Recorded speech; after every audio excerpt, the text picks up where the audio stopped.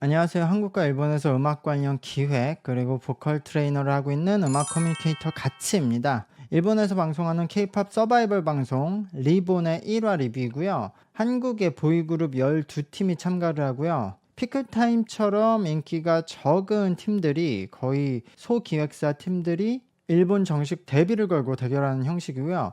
방송을 보면서 방송에 대해서 설명드리도록 하겠습니다. 이거 방송은 한국에서는 안 하니까 일본 OTT를 통해서 봐야 되는데요. 아마 중국 분들은 쉽게 보실 거예요. 제 힌트는 여기까지나. この番組はカチカチカチカチの提供でお送りします。 도전하는 K-팝 아이돌의 새로운 응원해주세요.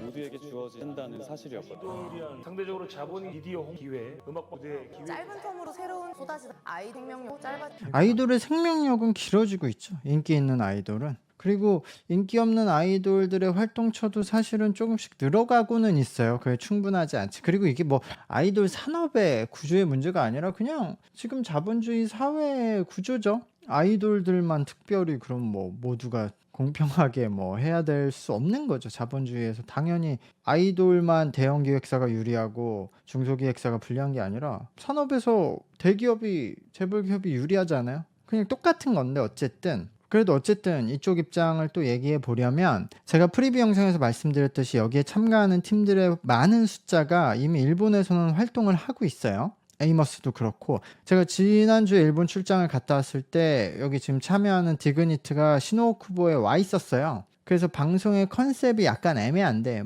일본 데뷔를 걸고 한다는 게, 근데 진짜로 대형 기획사라고 해도 사실은 가수를 데뷔시키고 나서 특별히 마케팅을 할 채널이 많지 않다는 걸 저는 느껴요. 이거는 중소기획사뿐만 아니라 대형 기획사라고 해도 보시면 뮤비 만들어서 내고 곡 발표하고 쇼케이스하고 음악 설명회하고 언론하고 인터뷰하고 음악 방송들 나가고 또 주요 이렇게 게스트로 나갈 수 있는 방송들에 나가고 또 그런 유튜브 채널 쫙 돌고 여기까지거든요. 이게 많다고 할 수는 없는 것 같아요. 제 생각에 정해져 있거든요. 그리고 어쨌든 대형 기획사에서 나온 팀들이 이렇게 도는데 다른 대형 기획사나 중형 기획사에서도 이 정도는 똑같이 하거든요. 그러니까 이거는 변별력이 크게 없고 좀 모자란 느낌이 있어요. 특히 해외에 나갈 땐 더. 그리고 이것들에 나가는 방송이나 채널의 생각보다 이 가지수가 적거든요. 그러니까 그 이후에는 그냥 인기가 많아지길 기도하는 거예요. SNS 관리하고 자체 컨텐츠 찍고요. 그러니까 이건 어쨌든 중형 기획사들도 어느 정도 이제까지 다 똑같이 하기 때문에 여기까지는 똑같아요. 할 수 있는 게. 근데 중요한 건 여기서 대형 기획사가 유리한 거는 그냥 주목도의 차이가 다른 거예요. 똑같은 활동을 이렇게 해도 대형 기획사는 이미 회사의 팬들이 많기 때문에 팬들이 주목을 많이 해주시고 언론에서도 많이 다뤄주는 거죠. 이게 조회수에 보장이 되어 있으니까. 근데 중형 기획사에서는 이렇게 똑같이 활동을 해도 회사의 팬이 적으니까 화제가 덜 되고 그러니까 언론들도 적게 다루는 거죠. 근데 여기까진 그렇고 이제 이 방송에 나오는 소형 기획사는 활동 범위 자체가 이제 완전 달라지는 거죠. 소형 기획사라고 해도 요즘에는 대표분이 업계에서 꽤 일을 하던 분들이 네트워크가 자기가 있고 되니까 기획사를 차리는 경우가 많은 거거든요. 그래서 소형 기획사에서 나와도 인맥을 통해서 방송은 초반에 한두 번은 따낼 수가 있어요. 그래서 여기 나온 팀들도 방송을 전혀 안 한 적은 없는데 근데 일단은 이거를 지속성 있게 이끌어 나가지 못하죠. 방송에서도 인기가 없는 팀들 불러봤자 손해고, 그리고 가장 큰 차이는 돈이 많이 들어간 작업을 못하게 되는 건데요. 비싼 뮤비는 못 찍죠. 그러니까 뮤비를 안 내거나 싸게 찍는 거죠. 그리고 일단 쇼케이스, 음악 설명회, 그리고 유튜브 자체 컨텐츠 등 이거는 돈이 굉장히 많이 들어가기 때문에 이런 것들이 생략이 되니까 여기서 좀 차이가 나죠. 그러니까 시청자분들은 이렇게 인기 없는 팀들을 모아놓고 애매하게 방송하는 게 시청률도 안 나올 테고 화제도 안 될 텐데 이거 의미 있겠냐라고 생각할 수도 있는데,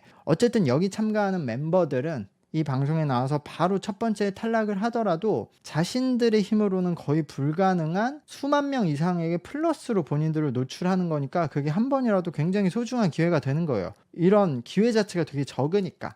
그 기회가 온다고 해서 활용을 할 수 있을지 모르겠지만 기회 자체가 진짜 적다는 거죠. 연예인들에게. 방송국이야 결국 여러 가지 이유의 끝에 이들을 모아서 어쨌든 돈을 벌려고 이 방송을 제작을 하는 거지만 어쨌든 이런 방송도 누군가에게는 큰 기회고 소중한 기회이기 때문에 의미가 있다는 거예요. 방송 이제 제작자분들도 한국인들이 다수라고 들었거든요. 쇼미더머니에서도 뭐 한번 참여를 하시고 프로듀스 재팬에 저번 시즌 2였나 거기에 PD로 참여하시면서 일본에서 조금 이제 유명해진 PD분이 이 방송 제작 총괄을 하는 걸로 아는데요. 어쨌든 일본에서 팬이 많은 이제 장근성 님이 MC를 보니까 거기에서 힘을 좀 받아야 되지 않을까라고 생각을 합니다. 엘라스트라는 팀이 첫 등장했어요. 의상과 메이크업에 이 정도면 신경을 굉장히 많이 쓴 거예요. 대부분 팀들이 그 일본의 한인타운 시노쿠부에서 활동을 하면서 이렇게 보던 사이일 거예요. 소디액은 그래도 메이저 데뷔를 한 팀이에요. 돈을 어느 정도 들여서. 디그니티는 저게 활동복이구나. 지난주에 일본에서 봤을 때 저 옷 입고 있더라고요. 피크타임에 나왔어. 여기는 아직 카메라에 적응 안 된 눈을 하고 있는 멤버들이 많아요. 네, 다크비가 나오는데 다른 팀들과 너무 차이가 많이 나요. 여기도 이제 메이저 데뷔를 한 팀, 그리고 메이저에서 계속 활동한 팀이죠. 그러니까 브레이브 엔터 소속 브레이브 걸스가 있었던.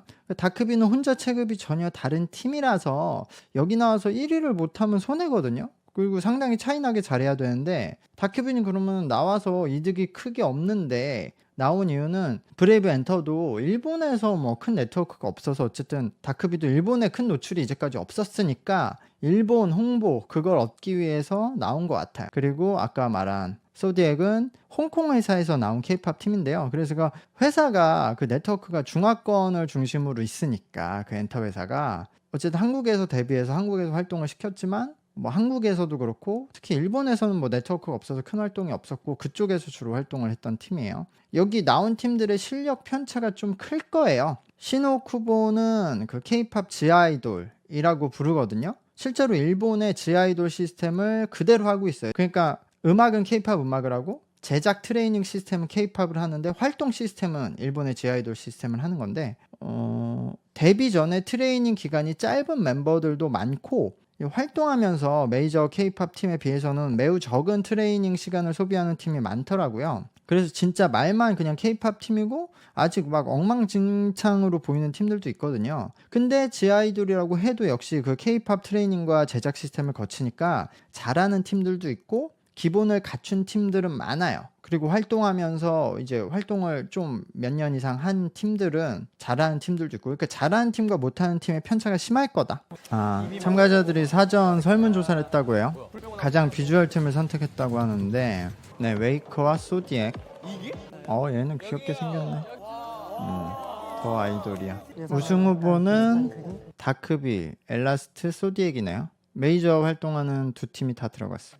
처음 들어보는 팀 있냐고도 질문을 했는데 시청자분들은 대부분 처음 들어보겠죠. 대결은 3번을 하고 라운드는, 그리고 뭔가 다른 또 뭐 미션을 통해서 시청자 투표도 받고 이 미션의 베네핏 포함해서 우승팀을 정한다고 하고요. 시청자 투표는 방송 전부터 오픈을 해서 뭐 개인 멤버 투표를 받았던 것 같더라고. 우승 특전은 일본 데뷔랑 콘서트라고 합니다. 여기 팀들은 대부분 일본에서 활동을 하고 있고 일본에서 콘서트를 엄청 하고 있거든요. 근데 이 방송을 통해서 시청자들을 어쨌든 팬으로 더 확보하면 조금 더 큰 공연장에서 공연할 수 있죠. 그게 방송 효과긴 하죠. 지금 이들이 뭐 공연장 뭐 50석, 뭐 100석 이런 데서 하니까요. 조금 많으면 200석.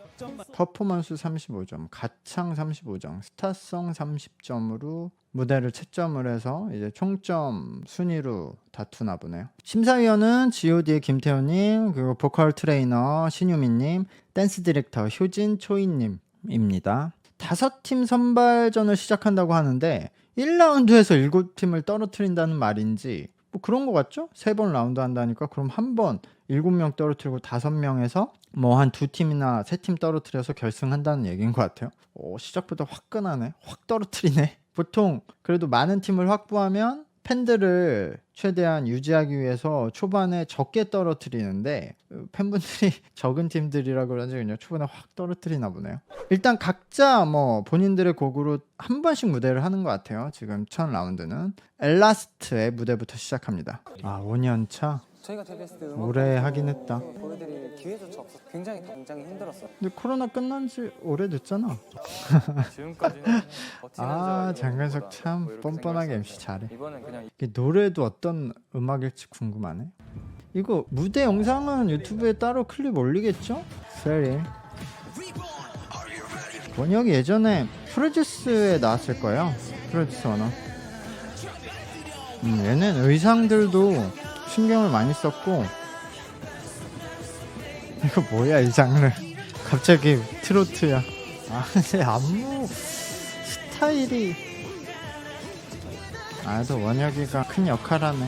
근데 왜 이렇게 빠졌다 들어왔다 안무 구성을 노래 장르가 굉장히 혼란스러운데? 오늘 무대는 하나만 보여주려나? 우승 후보 3팀 중에 한 팀이었는데 그래도 이 정도면 잘하는 팀에 속할 것 같아요. 거의 3팀 안에 들어갈 것 같긴 한데 이게 노래 리듬이 굉장히 자주 변해서 그거에 맞춰서 춤의 구성이 굉장히 다양해서 춤의 이 레벨이 좀 높은 편이었거든요. 그러니까 사실 안무 동작의 레벨은 높지 않은데 그걸 계속 다양한 안무를 해야 되니까 전체적으로는 좀 힘든 안무가 됐는데 멤버들이 전체적으로 안무에 기본 실력들이 있고 단체 안무에 일단 합이 좋은 편이라서 K-팝 팀이다라는 느낌이 나와요. 그러니까 괜찮게 하는 팀이고 보컬에서도 이제 원혁과 백결이라는 두 멤버가 기본 실력이 있으면서 서로 다른 색깔로 밸런스를 만들어주고 있어요. 특히 이제 그 원혁이 아마 프로듀스 101에 나왔을 텐데 이 친구가 아이돌 보컬의 컬러도 갖고 있어서 좋은 실력을 가지고 있다고 느꼈어요. 사실 이 정도 보컬이 팀에 있으면은 그래도 기본 보컬을 잡을 수 있는 거거든요. 근데 다만 이렇게 그 짬뽕인 노래가 제 스타일이 아니어서 음악 장르가 좀 두서없이 확확 바뀌고 쪼개져 있거든요. 그리고 그렇게 리듬이 막 바뀌는 노래다 보니까 안무도 거기에 맞춰서 안무 장르가 계속 바뀌고 멤버들이 계속 뒤로 돌아서 앞으로 다시 나왔다 또 뒤로 돌아서 나왔다가 계속 무슨 줄서기를 반복하는 느낌? 그래서 좀 전 정신이 없었어요. 일단 이 곡과 안무는 제 스타일이 아니었는데 멤버들은 기본기 실력들은 있는 팀이다. 거기에서 원혁을 제외한 멤버들의 그런 보컬 디자인이나 안무 디자인 그러니까 스타일이라고 하거든요. 이거는 아무래도 진짜 정식 트레이닝을 오랫동안 받은 게 아니라 본인들이 연습하고 활동하면서 갖춰 나온 게 있기 때문에 그런 디자인 면에서는 좀 떨어지는 부분들이 있는데 그런 걸 뭐 감안하더라도 전체적으로 잘하는 팀에 속할 것 같아요. 지금 심사평은 김태훈님은 뭐 J-팝 스타일의 곡이어서 일본 분들이 좋아하시지 않을까 그리고 칭찬을 했고 신유미 님도 칭찬했고 쇼니초이 님도 그런 안무의 대형 그런 게 좀 아쉽지만 안무의 표현력은 좋았다 이렇게 전체적으로 칭찬을 하셨어요. 근데 LDH 쪽에 사실 이런 스타일의 곡들이 꽤 있고 이런 안무들이 많거든요. 그거를 뭐 J-팝 스타일이다 라고 말할 수 있을지 모르겠지만 사실 K-팝에서는 거의 없는 스타일인데 뭐 그런 일본에는 종종 있는 스타일이긴 해요. 점수는 12팀이 다 하고 나서 공개가 된다고 하는데 저도 이 점수는 좀 다른 팀들까지 다 보고 생각을 해볼게요. 그래도 꽤 높은 숫자에 들어갈 것 같아요. 네, 두 번째 무대는 다이몬. 네, 여기서 방송 1화는 끊어주네요. 일단 첫 팀이 괜찮게 시작을 했기 때문에 방송의 시작은 괜찮았다. 근데 뭐 이 이후가 문제겠죠? 근데 그래도 참가팀의 거의 반 이상은 어느 정도 괜찮게 할 거예요. 제가 라이브를 봤던 팀들이어서. 어쨌든 저는 다음 방송도 리뷰를 하도록 하겠습니다. 채널 구독과 영상의 좋아요 부탁드리도록 하겠습니다. 감사합니다. 안녕.